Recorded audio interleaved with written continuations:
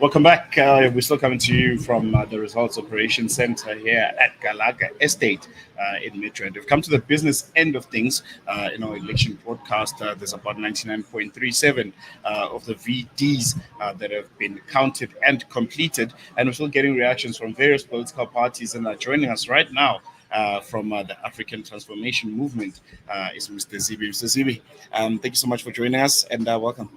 Zungula. Zungula. Sorry, Yeah. Mr. Zungula. Yes. Yeah, thank you for having us. First and foremost, a lot has been said about the IEC, how it's been running the elections. A lot of objections being put forward. As ACT, how are you seeing everything? How are you scoring the IEC? As the ATM, what we view is that it's been 30 years of the IEC managing the election. Therefore, as an institution, they can't be making silly, small mistakes. It pains to the lack of expertise from their side if they are going to be having such issues. There's a more um, problematic issue now whereby a result slip information, which is the votes that a party gets on the result slip, that does not tally with the information that has been submitted to the system, which is the dashboard. And we're not working on the results that on the dashboard are basically what has been captured into the system. So what we are finding problematic now is that there's an area whereby on the result slip we get 57, but what's on the system on the system is 19, which clearly is understating our votes as the ATM. And in some of the wards, have you been getting from your representation any signs of proof that there was tampering with the elections, and what steps are you going to be taking from here onwards? From the respective voting station, we'll be getting that proof. And one of the things that we've done for each and every VD whereby the information on the result slip does not tally or does not correspond with the information that is on the system. We've lodged an objection, and we've also lodged with a group of other opposition parties condonation, because for some of the information we only got exposed to that information now after that 9 o'clock deadline has passed. So we're hoping that the IEC is going to give us reprieve so that we keep on putting that information, so that ultimately we are able to have those results on the board to be the true reflection of the votes of the people as captured by the presiding officers in each and every VD. And this means you calling for a recount, essentially. Not a recount per se at this moment, but rather a recon between the result slip and what has been captured on the dashboard. Let's look at the ATM's performance, currently sitting at 0.4%. In 2019, at this point, you're sitting at 0.44%. What can we make of your performance? Looking at, I'm sure you've done a bit of projections on your side. Are they correlating with the results that are currently on the board? Yeah, there's growth because we had 2 seats last election. Now we're almost guaranteed to get a 3rd seat from the regional ballot from the Eastern Cape. So we view these elections as elections that have brought us growth as a party. Yes, we do hope that we have hoped that the elections we get more seats, got more representation across the different provinces, but we'll work with what we have. And this year's election, many are saying it's one that's going to be defined by coalitions. That's what a lot of analysts have been saying. That's what we are seeing right now. What the results are painting. What role do you see the ATM playing in what's going to be unfolding in the next few weeks with a lot of post trading and a lot of negotiations? Where do you see yourself in all of this? I think our role is to just bring the sense to say elections about the people. A government is all about the people.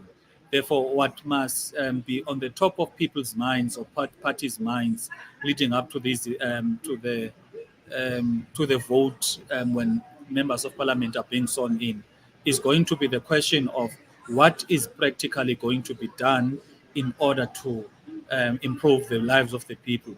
We would want to have a coalition agreement that is based on a program of action that is putting the interests of the people first, a program of action that is actually dealing with the problems that we face in the country, a program of action that is going to, be about the transformation of the economy, dealing with how we need to make sure that the the constitution is reviewed.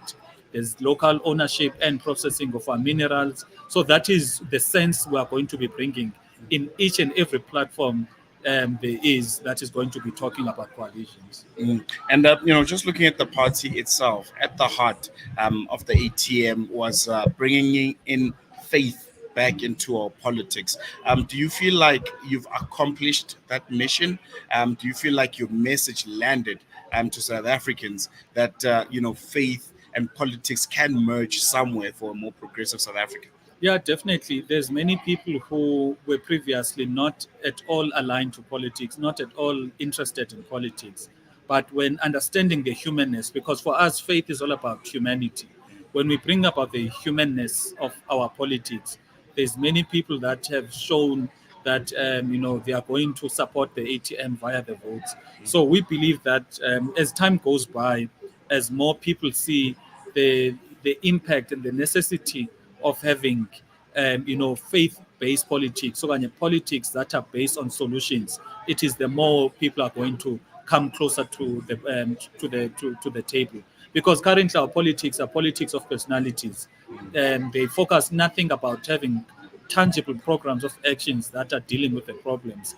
Rather, it is just personalities and insults, but there's nothing that is concrete that is about the people. Mm, mm. And just looking at how complex the political sphere is looking in South Africa right now. No party has outright majority nationally. Where where do you foresee, when you look at your crystal ball, your proverbial crystal ball, where do you see the country going from the elections onwards? What do you think it would take for South Africa again to be on a solid trajectory, where we know that we have a government, we have politicians in place, because right now it just seems like everything is all over the place. Yeah.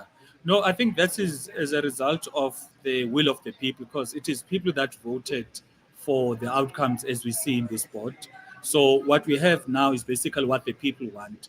So we need as parties to find a way to work with what we've been given by the citizens. However, we need to find a way to make it work for the citizens and not for ourselves, because for the longest time, um, the people have come last. For the longest time, people were the last consideration, but now we are pushing as the ATM that the people must be the top consideration through having a coalition agreement or any discussion that is based on principle, that is based on a program, because it is that will change things around for our citizens.